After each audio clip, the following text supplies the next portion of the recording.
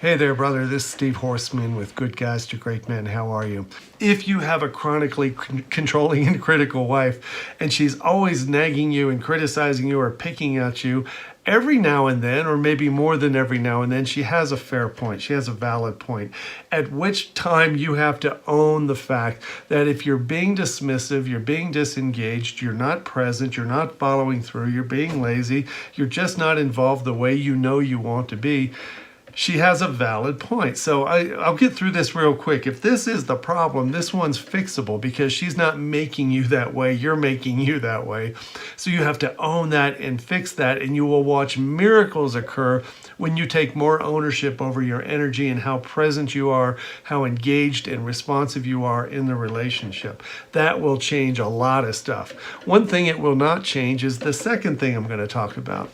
If you have an insecure wife who is chronically controlling and critical over every little thing about the way you drive, the way you park, the way you father kids, the way you cook or make lunches, the way you load the dishwasher, right? This is a really common thing in marriages where one partner, and in this case I'm talking about the wife, who has a chronic controlling and critical habit of getting involved in everything, and she's in your face a lot. This makes you feel attacked. It makes you feel like you can't get your breath. You're on your heels. You feel like you need to defend yourself or explain yourself, and nothing goes right. Every time you try to address it, things just get worse. The problem is you're not thinking about what's really happening. When anybody, men or women, feel like they have a need to chronically control or criticize or complain or judge other people, it's not coming from a fact that you are a mess, that you are the one who caused it. People who chronically need to control and criticize others are suffering from a deep sense of insecurity. That insecurity feels like emotional tension. It feels like fear. It feels like a lack of emotional safety.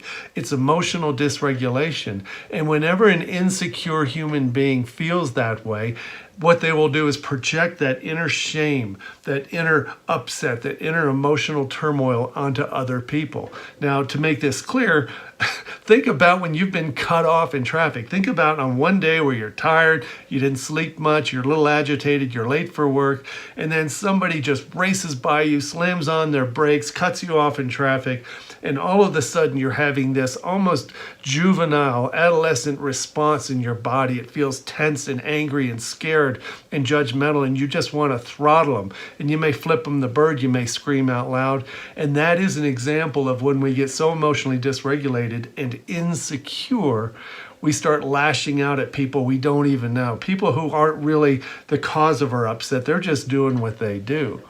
A secure person, if you remember when you're in traffic, when you're feeling secure, you don't react that way. You may even wave the dude in and say whatever. You're having an unusually secure, calm, confident day to where external things like that don't bother you. You would like to have a wife like that who on a daily basis has an incredibly calm sense of self-respect and worthiness, and she feels just lighted up inside, and she feels kind and flowing, and there's nothing that rattles her. There's nothing you can do that would rattle her. She's just very accepting. Now, in the first case, if you're actually doing stuff to piss her off, that's not going to happen. But if you're wishing for an insecure person to be like that, you're barking up the wrong tree. You can't expect her to change overnight if you have been responding to her in insecure ways. That is counterattacking, defending yourself, explaining yourself, shutting down and just disappearing or disconnecting from her. So what we're trying to do is help you understand the importance of you coming to this incredibly calm, confident, insightful, and compassionate perspective when you feel like you're being attacked.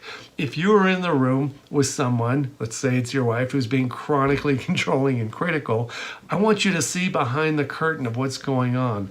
The fear, the way her mom treated her, maybe the way she slept, maybe the way her whole work life is going, maybe something that happened that day with the kids, and she's just acting out like an adolescent would. If you can see that from a secure masculine frame and not feel like you're being attacked and you need to counterattack and make things worse, you can respond better. Sometimes you just say, hey, you should put those knives down in the dishwasher because if they're pointed up, somebody could fall on them. And maybe you like the points up with the knives in the dishwasher. Stupid arguments about stupid crap are the first order of business here. Whenever she's giving you little comments or criticisms about things like that, all you got to do is say thanks and mean it. Not thanks sarcastically. Thanks. Good point. Put the knife point down or whatever. If you really disagree and want to make an argument over how toilet paper gets loaded, that's going to be a dicey territory. Just say thanks, or say thanks and still disagree with her. But you don't need to highlight the fact that what you think she's doing is unreasonable or mean, right? That's an easy one. These are stupid arguments about stupid things. Sometimes things get incredibly personal, toxic, mean, unkind. Maybe they're jabs at your nature or at your family. You'll have to stand up. If you're not a secure, confident, grounded, happy man, you're not going to be able to respond to personal attacks, things that are truly toxic, truly mean and destructive to the relationship and to the marriage. A confident, kind, calm, happy man will respond to those things with firmness, without anger, without threat and getting big or trying to be physical. He's just very clear and firm, and he says, hey, you're being really disrespectful and mean and unkind right now. This sucks. I'm not going to do this. I won't talk with you while we're doing this with each other. Let's take a break. You have to mean it. You can't set a boundary that you don't mean. A lot of guys who are feeling insecure, they go, hey, wait, I don't want to do this, and they'll walk away. You have to make a declaration. When chronic controlling behavior and critical behavior comes out, and it's coming from her insecurity and that it's not really about you, it's about something going on inside her, the compassionate response is a calm, confident request to settle down and take this to another place. I'm not telling you to tell her to settle down. That won't work. But you have to settle yourself down. You have to ask her for a more productive conversation. Tell her you want a kind two-way conversation. If she insists on going on and on and on, like sometimes it happens, like a 2-hour dissertation, set a time limit. My personal time limit would be 15 minutes. If it's truly just a mean, unkind, disrespectful marathon dissertation about everything she's disappointed in you or everything you've done wrong, nobody needs to put up with that. Put a time limit on it.